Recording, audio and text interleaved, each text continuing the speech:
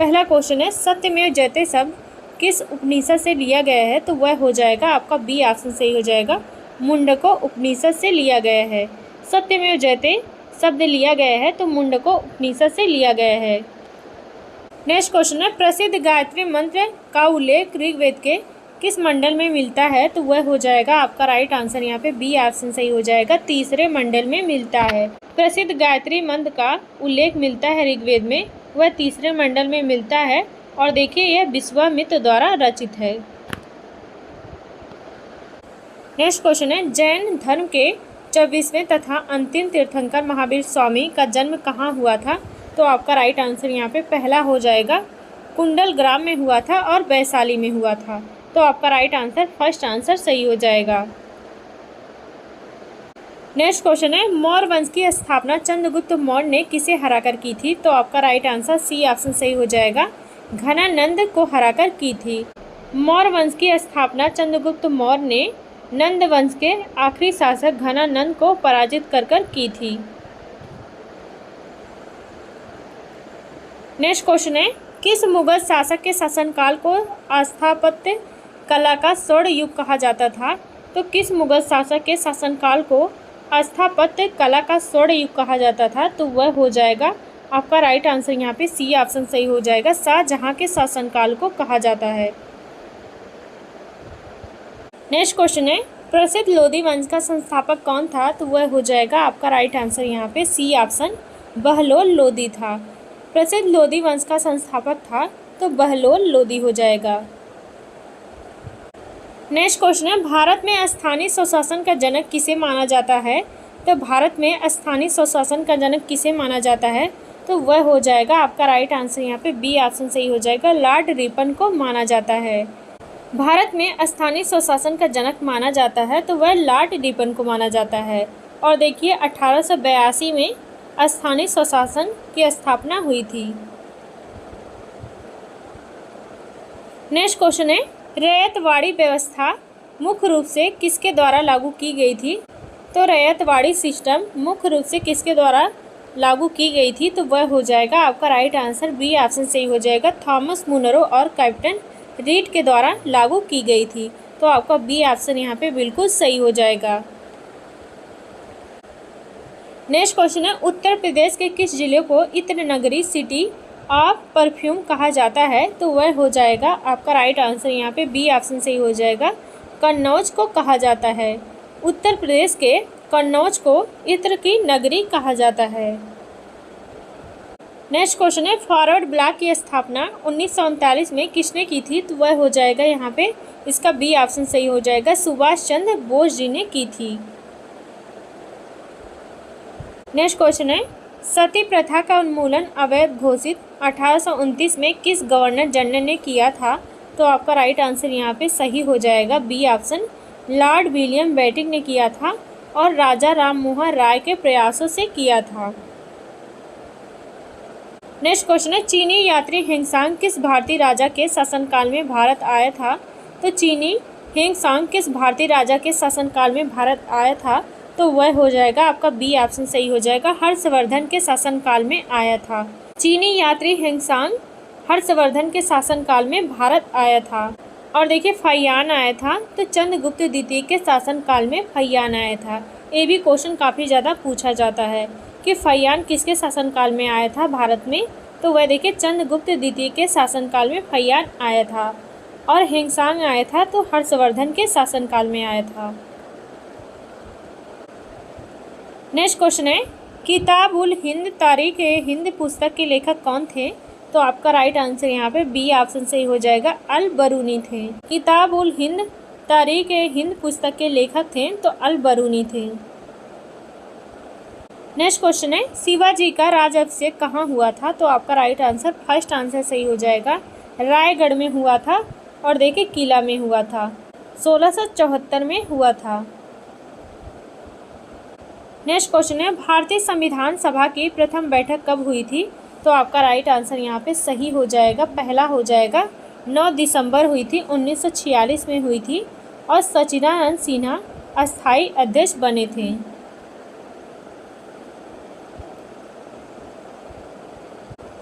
Next question है, संविधान सभा ने भारतीय राष्ट्रध्वज तिरंगा को कब स्वीकार किया था?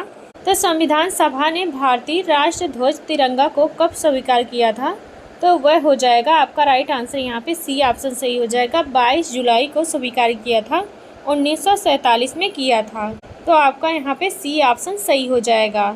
संविधान सभा ने भारतीय राष्ट्रध्वज को तिरंगा को स्वीकार किया था तो 22 जुलाई 1947 में किया था।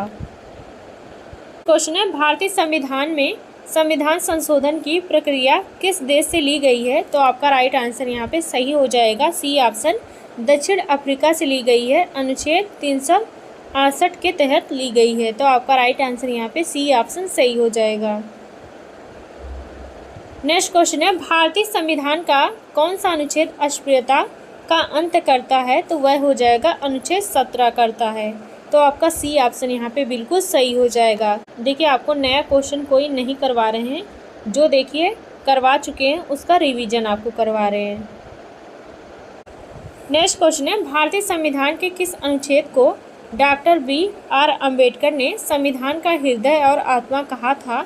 तो आपका राइट आंसर यहाँ पे डी ऑप्शन सही हो जाएगा, अनुच्छेद 32 को कहा था। इसे संवैधानिक उपचारों का अधिकार भी कहा जाता है।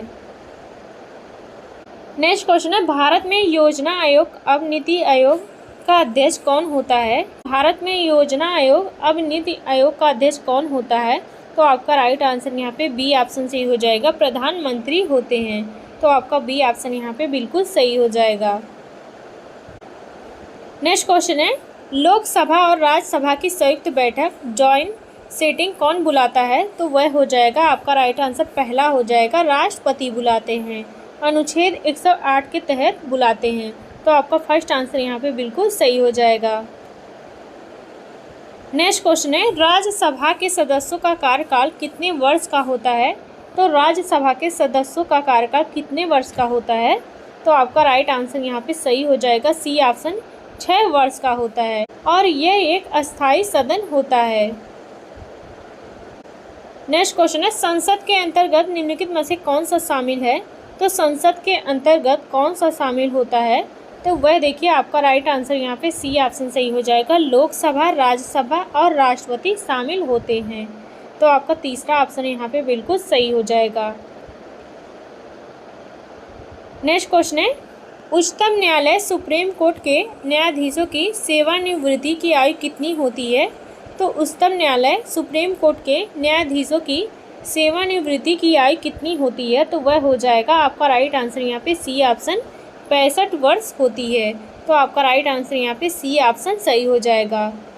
देखिए, यह भी क्वेश्चन पूछा जाता है कि सर्वोच्च न्यायालय के न्यायाधीशों की सेवानिवृत्ति की आयु कितनी होती है? तो वह देखिए 62 वर्ष होती है और उच्चतम न्यायालय के न्यायाधीशों की सेवानिवृत्ति होती है वह देखिए 65 वर्ष होती है। नेक्स्ट क्वेश्चन है, मौलिक कर्तव्यों फंडामेंटल ड्यूटीज़ को किस समिति की सिफारिश पर संविधान में जोड़ा गया था? तो मौलिक कर्तव्यों को किस समिति की सिफारिश पर संविधान में जोड़ा गया था?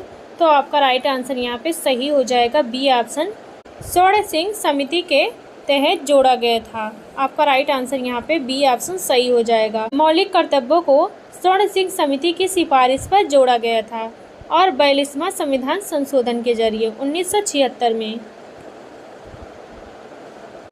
नेक्स्ट क्वेश्चन है, किसी राज्य में राज्यपाल की नियुक्ति कौन कराता है? तो आपका राइट आंसर यहाँ पे सही हो जाएगा, बी ऑप्शन सही हो जाएगा, भारत का राष्ट्रपति कराते हैं। किसी राज्य में राज्यपाल की नियुक्ति होती है तो भारत के राष्ट्रपति द्वारा होती है।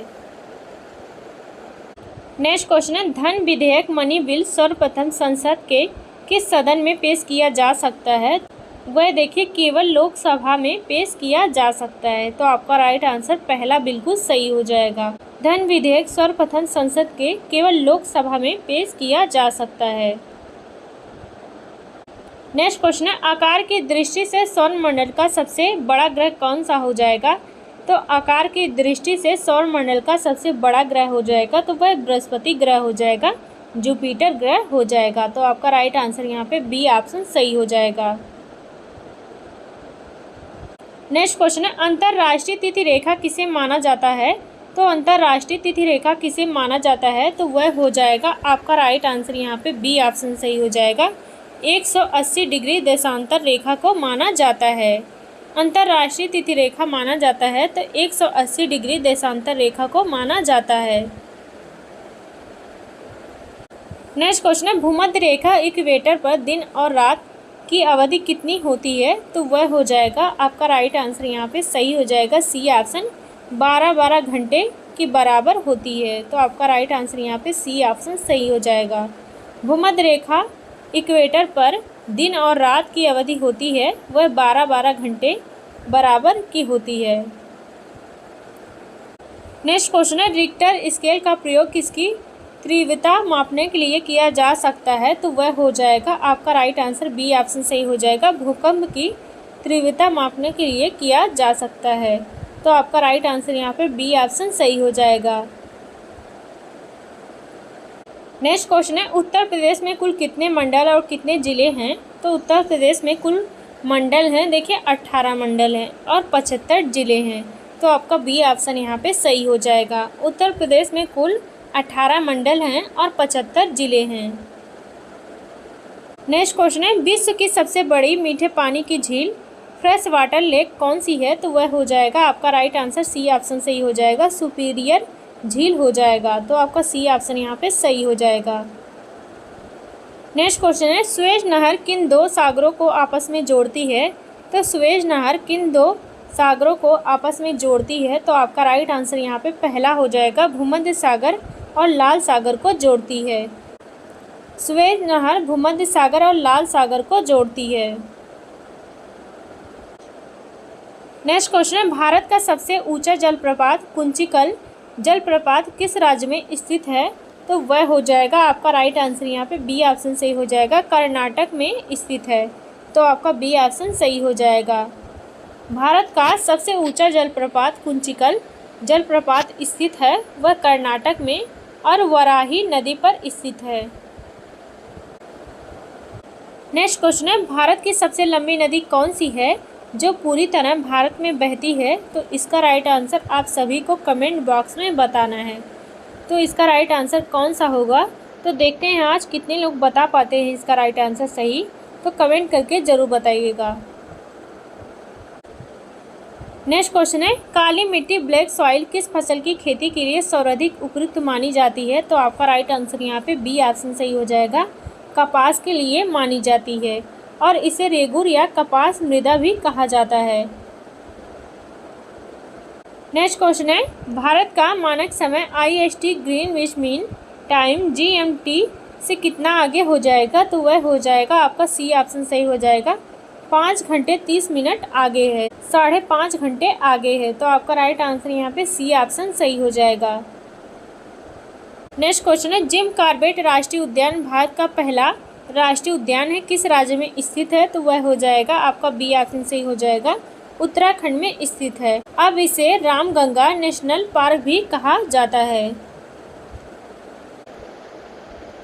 नेक्स्ट क्वेश्चन है, भारत में सर्वाधिक वर्षा वाला स्थान मानसीनराम किस राज्य में स्थित है, भारत में सर्वाधिक वर्षा वाला स्थान मानसीनराम किस राज्य में स्थित है, तो वह हो जाएगा मेघालय में स्थित है। तो आपका राइट आंसर यहाँ पे बी ऑप्शन सही हो जाएगा, मेघालय में खासी पहाड़ियों में स्थित है।